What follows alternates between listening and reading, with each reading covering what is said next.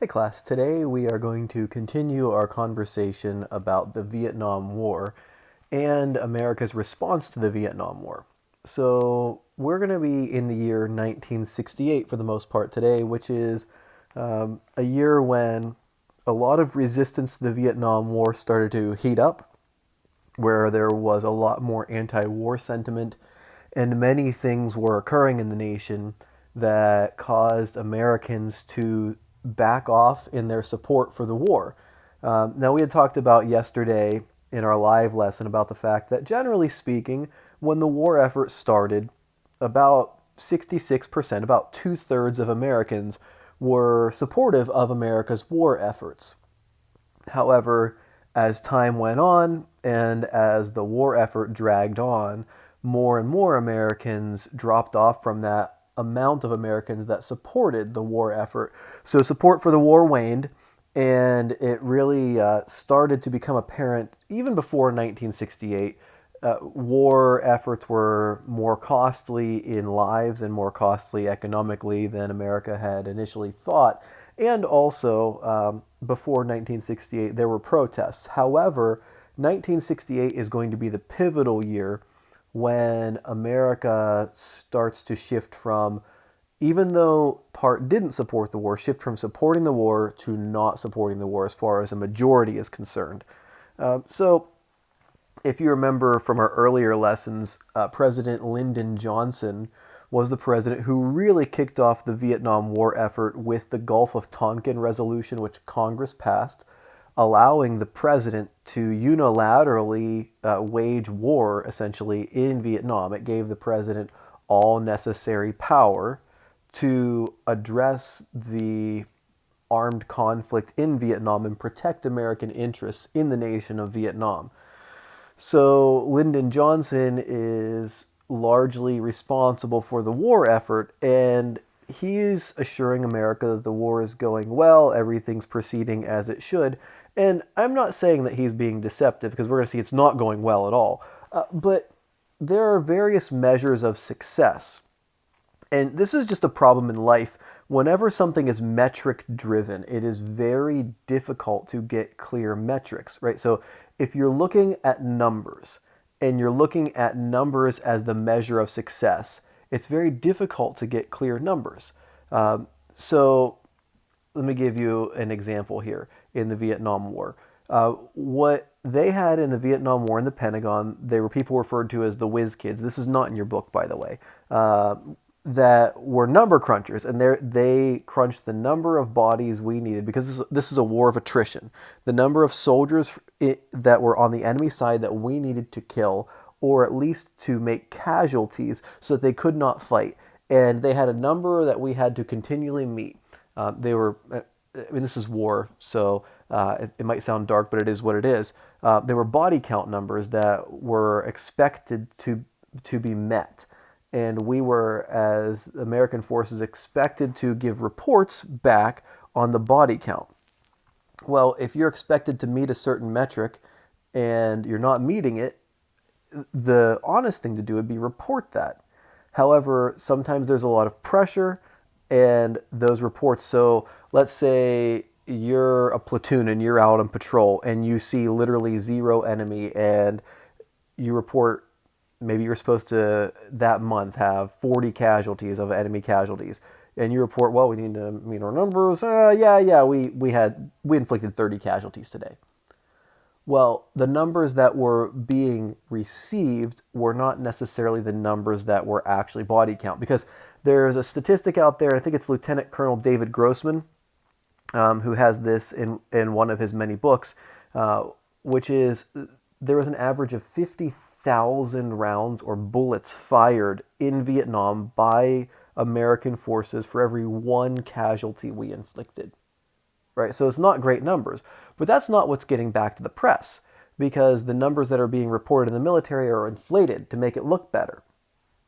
So I'm not saying Lyndon Johnson is necessarily trying to be deceptive, but he's working with what he's got intel-wise, and that is, hey, we're inflicting tons of casualties. They can't last a whole lot longer.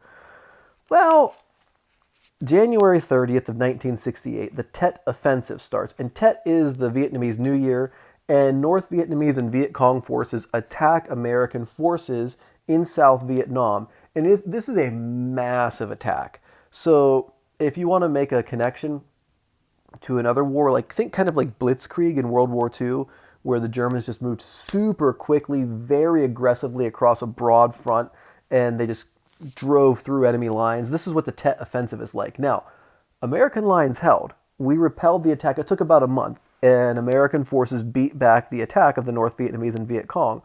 But America's saying, whoa, whoa, we are being told that the war is almost over, that we're winning, we're inflicting excessive casualties on the enemy. If that's true, how are they able to mount such a massive offensive assault? So America, it just starts to become disenchanted with Lyndon Johnson, and they just don't believe the government anymore because the government's saying one thing, and like we talked about yesterday, the press was saying another thing. And so Walter Cronkite was the most trusted news anchor in America. Now, before his fall from the prominent news media, I would think Brian Williams would be kind of like the modern Walter Cronkite. I don't know if you know who Brian Williams is. He fell from popularity a few years ago for actually fake news. Like he literally manufactured stories that weren't, well, he added details to stories that weren't true sometimes. But anyway, Walter Cronkite was very trusted. Just like before Brian Williams fell from popularity, he was extremely popular. And everybody trusted Brian Williams until they found out some of the things that he was saying weren't true. Well, everybody trusted Walter Cronkite, and no one ever found him saying anything that wasn't true. So like he was just the face of trusted journalism. And after the Tet Offensive, Walter Cronkite comes out and says, basically, this is a paraphrase, the war is going to be a stalemate. There's no way it's going to end any other way. So when you have the most trusted name in news assuring you that the war is going to end in a stalemate, what are you going to think? The war is going to end in a stalemate, right? So America really ceases their support for the war. Now, of course, there are going to be people that support the war, but by and large, as far as a numbers game is concerned, the support for the war in America is drastically decreased after the Tet Offensive. And there are going to be other things we'll talk about in coming lessons, like the Kent State Massacre, My Lai Massacre, that are going to even further drive support down for the war effort. But now, one of the major challenges is we have President Lyndon Johnson, and Lyndon Johnson is running for re-election. 68 is an election year. Well, the war is not going all that great, and as the war decreases in popularity, so does his popularity. His approval numbers plummet. I mean, really plummet. We're talking in like mid 30s. I want to say his approval rating, it drops to about 36%, which is not good at all. I mean, obviously there are going to be some people that are apathetic, but if you take approve and disapprove, that's going to mean 74% of Americans disapprove. If you just take it straight like that, that's a huge chunk of America to disapprove. Anyway, Lyndon Johnson's approval ratings tank. And I don't know if you are aware of this or not, but even incumbent presidents, so the incumbent is the current person in office, even incumbent presidents have to run for their party's nomination. They have to run in the primary. Now, incumbents always win their primary as presidents. I'm not going to say as other, like Senate, I'm not going to say, as Senate or House representatives. Incumbents don't always win there, but incumbent presidents always win their nomination. But it was looking like Lyndon Johnson was not going to win his party's nomination because there were three other people competing against Lyndon Johnson. And one of them is Robert Kennedy, which we'll talk about in a minute, which we kind of already talked about when we talked about civil rights, but I just want to hit on this again. And Hubert Humphrey is another one. And Lyndon Johnson realizes he's going to lose the primary, which is going to be really embarrassing for him and embarrassing for the party, so he drops out of the presidential race in 68. Well, Robert Kennedy, sadly, in June of 68, is assassinated. And so he was a very popular person in the presidential race, very well known. So now this means Hubert Humphrey is going to be the front runner for the Democrats. And he's not very popular for his own party riots over this, by the way, that Hubert Humphrey is the nominee at the convention. So also during this year, Martin Luther King Jr., Dr. Martin Luther King Jr. is assassinated in April of 68, April 4th. So what we see here is, first of all, there's violence abroad with a war. There's violence at home, right? And the Democratic Party is just in upheaval. So now Nixon is running for president on the Republican ticket. And if you remember your history um, with Nixon and JFK, he loses. Well, now Nixon is going to win. All right, so he's going to run for president. But Hubert Humphrey was surely going to lose until Lyndon Johnson, coming up to the election, he starts to scale back war efforts. And that makes the party a little bit more popular, and that makes Humphrey a little more popular. And Humphrey starts to take more of an anti-war stance.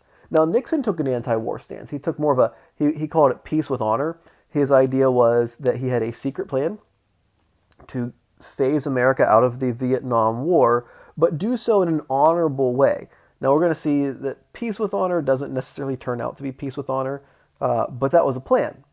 But as Mike Tyson was famous for saying, everyone has a plan until they get punched in the face, right? Which the idea behind that is your plan doesn't always survive first contact with the enemy, right? So you can have a great plan, but then when you actually go to enact that plan, it doesn't mean it's going to work the way you planned. So Nixon had a great plan in his mind, but we're going to see as we continue to talk about the Vietnam War in upcoming lessons, his plan isn't necessarily going to be successful. But that being said, Nixon's plan and the unpopularity of the Democrats was enough to get Nixon elected. Now, this is a very close presidential race. It's 43% to 42%. All right, so Nixon wins by 1% of the popular vote.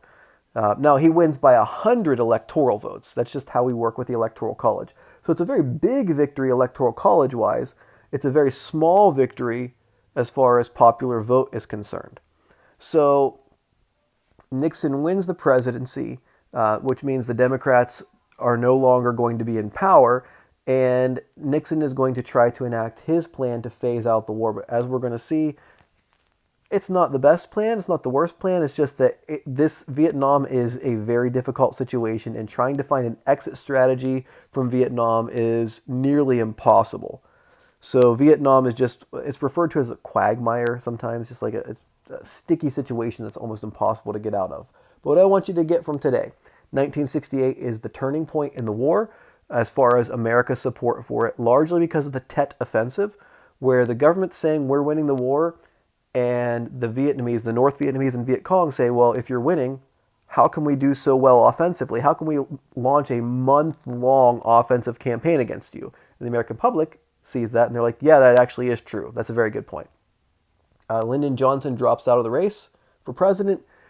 Richard Nixon wins, and we're going to enter a new era in the Vietnam War. All right, that's it for today. Thank you all for watching, and keep up the good work. Have a great day.